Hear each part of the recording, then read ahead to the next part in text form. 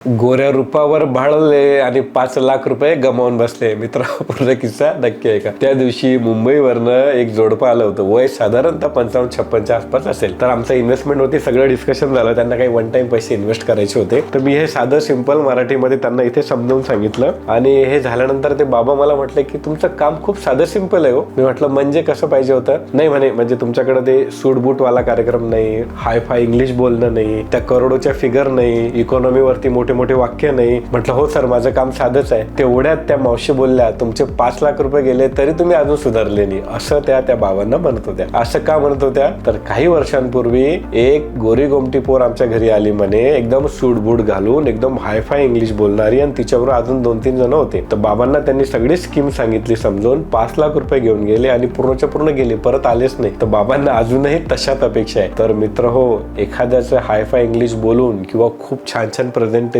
देऊन आपले पैसे वाढतीलच किंवा आपला पोर्टफोलिओ मोठा होईलच असं अजिबात नसतं. त्यामुळे गुंतवणूक ही साधी सिंपल असते, ती साधी सिंपलच राहिली पाहिजे. तर मला कमेंट करून नक्की सांगा की तुम्हीही कधीतरी एखाद्याच्या इम्प्रेशन मध्ये येऊन इन्व्हेस्टमेंट केली आणि नंतर नुकसान झालं, असं कधी घडलंय काय? आणि हा रील त्यांना शेअर करा ज्यांना सगळं हाय फाय पाहिजे असतं. बाकी फॉलो तर तुम्ही केलेलंच असेल. आणि हो, साधी सिंपल इन्व्हेस्टमेंट करायची असेल तर नक्की भेटा. थँक्यू.